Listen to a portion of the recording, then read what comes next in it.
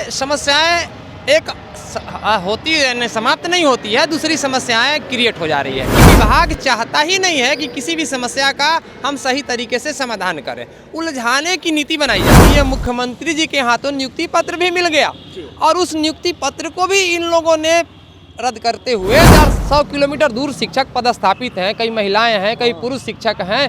वैसे लोग घर आने के लिए लंबे अरसे से इंतजार कर रहे थे। कई लोग तो आत्महत्या करने की स्थिति में पहुंच गए। अगर 10 जो आप विकल्प दिए हैं उसमें यदि रिक्ति उपलब्ध नहीं रही तो आपका ट्रांसफ़र नहीं होगा। ये कहाँ का न्याय है? 10 में नहीं रिक्ति मिलेगा तो आपको हम ट्रांसफ़र नहीं करेंगे। इसका मतलब यह है कि आपको ट्रांसफ़र करना ही नहीं। मार्च 2024 में परिणाम जारी हुआ और ये मार्च आने वाला है और अभी तक वैसे शिक्षक जहाँ कार्य कर रहे हैं वहीं पर अभी भी काम कर रहे हैं। बताइए क्या तरीका बना के रखे हैं। हाई कोर्ट में, माननीय उच्च न्यायालय में मेरी याचिका भी दायर हो चुकी है। लड़ेंगे नहीं, बिल्कुल हम लड़ेंगे। नमस्कार, मेरा नाम रोहित है, आप देख रहे हैं NBC 24 न्यूज।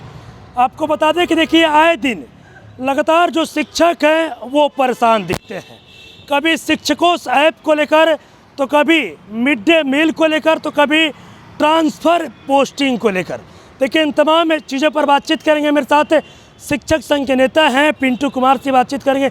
लगातार आप लोग परेशान दिखते हैं। सबसे पहले आपके चैनल के माध्यम से बिहार के तमाम शिक्षकों को मेरा नमस्कार। देखिए समस्याएं एक होती है, समाप्त नहीं होती है, दूसरी समस्याएं क्रिएट हो जा रही है। क्योंकि विभाग चाहता ही नहीं है कि किसी भी समस्या का हम सही तरीके से समाधान करें, उलझाने की नीति बनाई जाती है। जो भी नीतियाँ बनाई जाती है सभी में शिक्षकों को उलझाया जा रहा है। आपको मैं बता दे रहा हूँ, आज ट्रांसफ़र के मुद्दे को 2023 में विशिष्ट शिक्षक नियमावली बनाई गई थी और उसमें 3 जिला का चयन करना था। उसमें 3 जिला के बाद परीक्षा के माध्यम से जिसका बेहतर अंक था वैसे शिक्षकों को अपना जिला अलॉट हुआ। जिला अलॉट होने के बाद काउंसलिंग भी कराई गई, बेजाबते उस जिला का सर्टिफिकेट भी मिला। यहाँ तक कि 20 नवंबर को माननीय मुख्यमंत्री जी के हाथों नियुक्ति पत्र भी मिल गया और उस नियुक्ति पत्र को भी इन लोगों ने रद्द करते हुए और मुख्यमंत्री जो नियुक्ति पत्र दिए हैं उसको भी शिक्षक उसका कोई मूल्य नहीं, मतलब गला में लटका के घूमने वाला भी नहीं रह गया, कबाड़ बन गया है। सभी शिक्षकों के पास उस नियुक्ति पत्र कबाड़ के रूप में विराजमान है। आप ये सोच लीजिए कि जो आज 500 400 किलोमीटर दूर शिक्षक पदस्थापित हैं, कई महिलाएं हैं, कई पुरुष शिक्षक हैं। वैसे लोग घर आने के लिए लंबे अरसे से इंतजार कर रहे थे। कई लोग तो आत्महत्या करने की स्थिति में पहुंच गए। बहुत सारे शिक्षकों को हम लोग समझा बुझा करके शांत किए कि रुक जाइए, ट्रांसफ़र होगा, धैर्य दे करके उनको समझाने का काम किए हैं। और यहाँ रोज़ नीति पर नीति। अभी 7 तारीख को एक नीति लेटर जारी हुआ है प्राथमिक शिक्षा निदेशक के द्वारा। उसमें कहा जा रहा है कि अगर 10 जो आप विकल्प दिए हैं उसमें यदि रिक्ति उपलब्ध नहीं रही तो आपका ट्रांसफ़र नहीं होगा। ये कहाँ का न्याय है? जब अपर मुख्य सचिव महोदय स्पष्ट कहते रहे हैं, बार बार कहे हैं कि अगर 10 में रिक्ति नहीं रहेगी तो उसके आसपास में आपको हम पदस्थापित कर देंगे। क्योंकि जब देखिए अभी आवेदन लिया जा रहा था तो उस वक्त किसी शिक्षक को रिक्ति तो नहीं दिखाई गई थी, रिक्ति आपने दिया नहीं। सारे शिक्षक अंदाज से 10 पंचायत अपने गांव के आसपास में डाल दिए। अब आप कह रहे हैं कि उसमें 10 में नहीं रिक्ति मिलेगा तो आपको हम ट्रांसफ़र नहीं करेंगे। इसका मतलब यह है कि आपको ट्रांसफ़र करना ही नहीं है। तो इस तरह से इतने दिन तक आप उलझा कर, मतलब जानबूझकर शिक्षकों को परेशान किया। बिल्कुल लंबे अरसे से। आप बताइए ना, मार्च 2024 में परिणाम जारी हुआ और ये मार्च आने वाला है और अभी तक वैसे शिक्षक जहां कार्य कर रहे हैं वहीं पर अभी भी काम कर रहे हैं।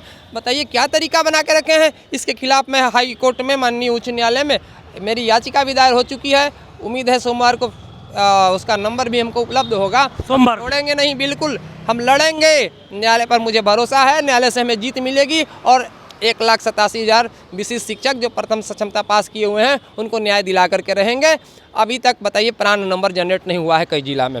वेतन के लिए ये मतलब भुखमरी की स्थिति उत्पन्न होने वाली है। कारण है देखिए सरकार का एक लेटर है, उसमें स्पष्ट कहा गया है कि जो भी शिक्षक कार्य करते हैं उनको शैक्षणिक काम के अलावा अन्य कोई काम नहीं करना है। मतलब हम लोग व्यवसायिक कोई भी काम नहीं कर सकते। यहाँ तक कि हम लोग ट्यूशन, कोचिंग कुछ भी नहीं पढ़ा सकते। ट्यूशन में नहीं पढ़ा सकते, बिल्कुल नहीं पढ़ा सकते। तो इसका मतलब है कि एक शिक्षक अपने परिवार को चलाने के लिए पूरी तरह अपने वेतन पर आश्रित है। तो इसका मतलब हुआ कि आप 1 तारीख को वेतन देंगे, वेतन में टाइम पे नहीं मिल रहा है। 1 से 7 जनवरी तक सभी विशिष्ट शिक्षक योगदान कर चुके हैं। 1,87,000 लोग योगदान कर चुका। अब वैसे शिक्षक अभी आप 15 फरवरी आ गया और अभी तक प्राण भी जनरेट नहीं हुआ है कई जिला में। श्री गणेश आय नमस्कार नहीं लोग किया है अभी तक से। प्राण जनरेट होगा, फिक्सेशन होगा, इसके बाद वेतन की प्रक्रिया। मैं समझता हूँ कि ये कहीं ऐसा न हो कि फरवरी भी बीत जाए, मार्च आ जाएगा। तो ये स्थिति बनी हुई है। इतना ही नहीं, जो लोग विरमण तिथि से ग्रेड पे देने की बात चल रही थी, माननीय उच्च न्यायालय का आदेश है कि जो लोग प्रशिक्षण पाए, कोई 16 में, कोई 17 में, कोई 18 में, उनको विरमण तिथि से ग्रेड पे देने की बात थी। अभी तक उन शिक्षकों को ग्रेड पे के लाभ से वंचित किया गया है। एरियर का भुगतान कराने के लिए मोटी राशि जो है सभी जिला में डिमांड होती है। अगर लोग चढ़ावा देंगे तो उनका एरियर का भुगतान होगा, चढ़ावा नहीं देंगे तो ऐसे ही दौड़ते रहिए साल भर 2 साल, ये स्थिति बनी रहती है। क्या तरीका बना के रखा है विभाग में, इतना लूट और भ्रष्टाचार है। आप देखे होंगे अभी पश्चिमी चंपारण के डीओ के पास 3.5 करोड़ रुपया पकड़ाया था, नोट पर सो रहे थे। तो ये कहाँ से राशि है? शिक्षकों का ही तो पैसा है ना। सब लोग शिक्षकों का दोहन करने में लगे हुए हैं। जितने भी पदाधिकारी हैं निचले स्तर से लेकर प्रखंड से लेकर के जिला में, ये सब शिक्षकों का दोहन करता है, शोषण करता है। ऐसे ही एरियर के भुगतान के नाम पर है ना मोटी राशि। यहाँ तक देखिए अभी जो मध्याह्न भोजन चलता है, मध्याह्न भोजन में 2-2, 3-3 महीना तक पैसा नहीं दिया जा रहा है। प्रधानाध्यापक अपने वेतन के पैसे से बेचारे ये लोग एमडीएम चला रहे हैं। और उस पर भी अब लगाया गया है एक नया नियम अभी आया है कि शिक्षक भी उस पर हस्ताक्षर करेंगे। मतलब शिक्षक का भी गला धर के दबा देना है। क्या तरीका है भाई? हम लोग कितनी बार उपस्थिति बनाएंगे? मतलब अगर असाइन नहीं करते हैं तो आप अनुपस्थित माने जाएंगे।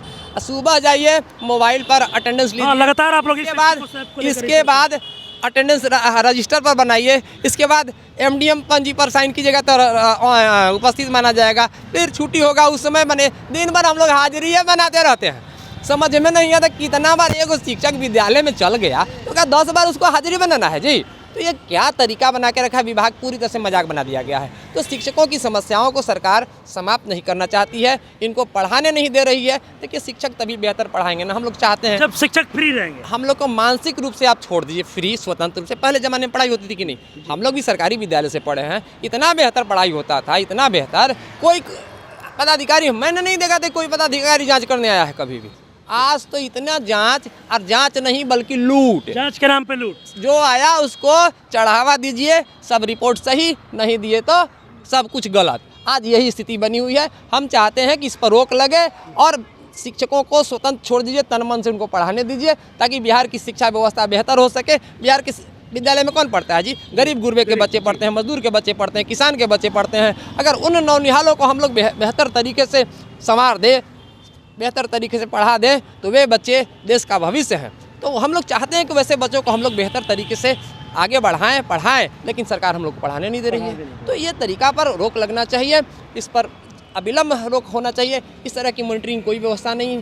अभी बताइए, मोबाइल मेरा, डाटा मेरा, इस पर अधिकार सरकार का कैसे? प्राइवेसी आपका भंग हुआ। आपको अटेंडेंस लेना है तो आप सभी विद्यालय में टैबलेट दे दीजिए, कंप्यूटर लगाइए, जो लगाना है लगा दीजिए, बायोमेट्रिक लगा दीजिए।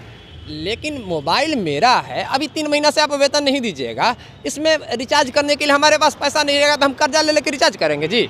तो ये तरीका सही है? बिल्कुल गलत है। तो इसका हम विरोध करते हैं। ये निजी चीज़ पर सरकार का अधिकार नहीं है, ये हमारी प्राइवेट है। ये हमारे घर में भी छूट सकता है, गिर गया खराब भी हो सकता है। तो क्या मेरे पास एनी टाइम 10,000 15,000 रुपया है क्या कि हम 10,000 का मोबाइल खरीद लेंगे? ये 10 रुपया का चीज़ तो है नहीं मोबाइल। तो इस चीज़ को रोक लगाना चाहिए। अगर आपको अटेंडेंस लेना है मोबाइल से तो आप मोबाइल या तो प्रोवाइड कीजिए और हर महीना डाटा का पैसा दीजिए, और नहीं तो टैबलेट लगा दीजिए, बायोमेट्रिक लगा दीजिए, जो सिस्टम लगाना है आप लगाइए, लेकिन आप अपनी व्यवस्था से अटेंडेंस लीजिए, हमारी व्यवस्था से नहीं। देखिए मेरे साथ शिक्षक संघ के नेता पिंटू कुमार सी थे। देखिए लगातार जो शिक्षक हैं वो परेशान दिखते हैं, कभी शिक्षकों साहब को लेकर तो कभी मिड डे मील को लेकर। यानी कि शिक्षा विभाग के द्वारा नए फरमान जारी किए जाते हैं और शिक्षकों को परेशान किए जाते हैं। देखिए साफ तौर पर कहते नजर आ रहे हैं कि शिक्षा विभाग में लूट मचा है। जो भी अधिकारी हैं, पदाधिकारी हैं, जानबूझकर शिक्षकों को परेशान करते हैं और चढ़ावा देने पर शिक्षकों का सब रिपोर्ट सही हो जाता है और चढ़ावा नहीं दिया जाएगा तो फिर तमाम जो रिपोर्ट है वो गलत होंगे। साथ ही साथ देखिए ट्रांसफ़र पोस्टिंग को लेकर मामला हाईकोर्ट में है, क्या कुछ होने वाला है वो तमाम चीज़ें ये बता रहे थे। अपने वो तमाम चीज़ें इस वीडियो में देखिए। बस इस तरह की तमाम खबर तब मेरे साथ जुड़े रहें। तब तक धन्यवाद।